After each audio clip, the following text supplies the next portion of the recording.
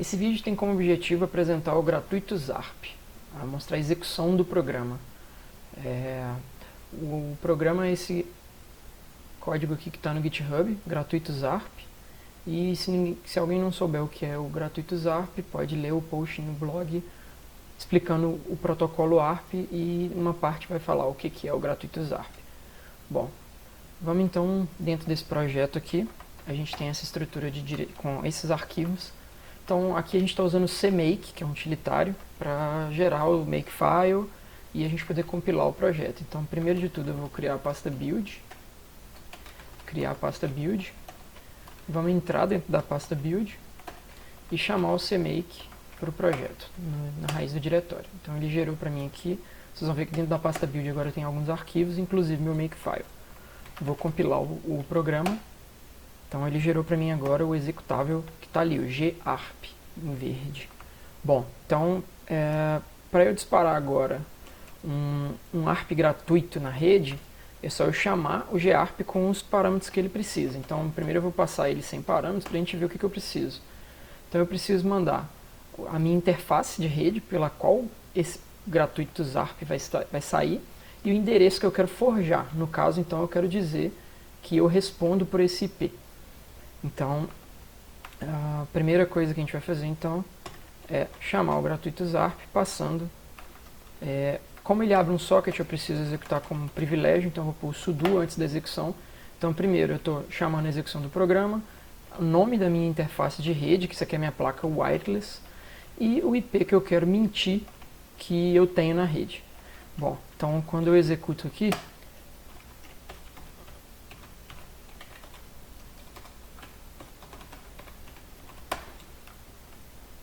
opa, tá errado. Vamos lá.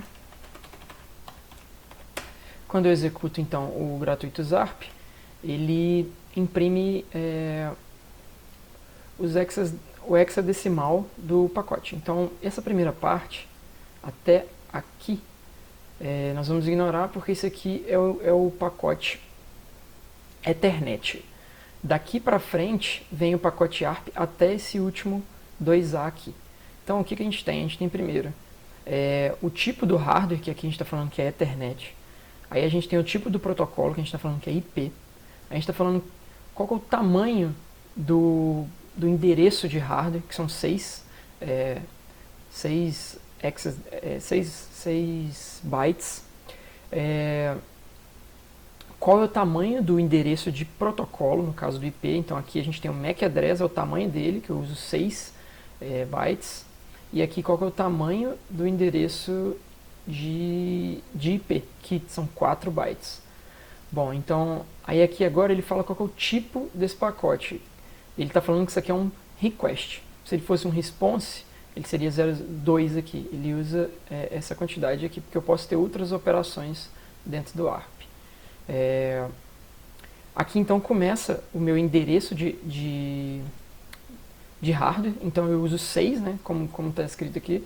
Vão ser 6 bytes. Então até aqui é o endereço da minha placa de rede, o MAC address dela. Esses 4 próximos são os 4 necessários para o endereço de protocolo, que é o IP. E aqui é o meu endereço, então aqui é o de origem, né? Então eu tenho o meu endereço de hardware de origem, que é o da minha placa de rede. O meu endereço que eu estou forjando, que é aquele IP aqui, 192.168.142.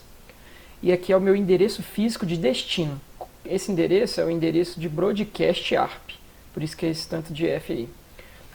E aqui, novamente, o meu endereço IP que eu estou forjando, que é esse aqui, que é o endereço de destino.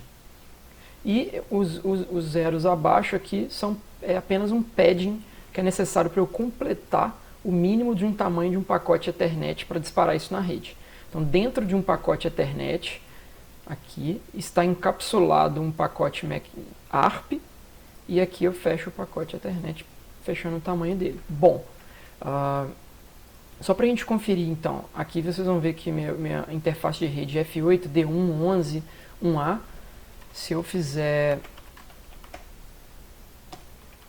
um ifconfig, vocês vão ver que minha placa de rede ela tem exatamente F8, D1, 11, 1A, 72, 7746, que é o mesmo que foi impresso pelo gratuito Zarp.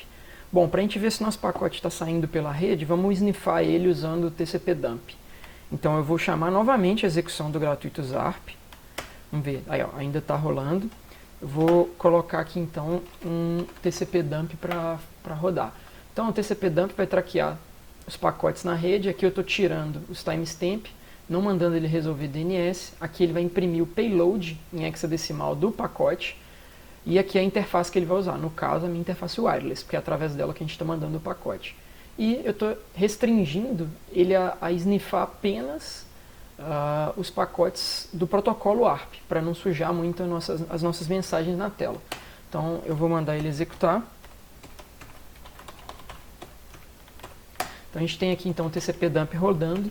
Eu vou mandar mais um gratuito Zarp e a gente vai ver aqui que meu pacote está aqui, ó. Então ele falou ARP request who has. Então lembra que o tipo era 001 aqui, ó, 0001. Esse aqui é do tipo ARP request. Se fosse 0002 era ARP response. Então ele vem aqui, ó, request, e ele fala que está perguntando aqui e dizendo, mandando um ARP gratuito, dizendo que ele é responsável por esse IP aqui. Você pode ver que eu estou perguntando por esse endereço, mas eu mesmo sou esse endereço. E quando eu mando para o endereço de broadcast, os outros clientes ARP que recebem esse pacote, eles guardam na tabela ARP dele um cache falando que eu sou o IP 142, que possui o endereço físico F8D111-1A7746. Endereço de MAC address esse aqui. Então ele guarda isso no cache, dizendo que sou eu. Então eu posso estaria enganando os demais clientes da minha rede local. Se você notar aqui também, os pacotes são exatamente os mesmos que foram impressos aqui, ó. Só está numa notação um pouco diferente, mas você pode ver que o pacote ARP, ó, 0001, depois 0800. A gente vai vir aqui 0001, 0800, depois 04 e 06 e 04. Então a gente vai vir 06 e 04.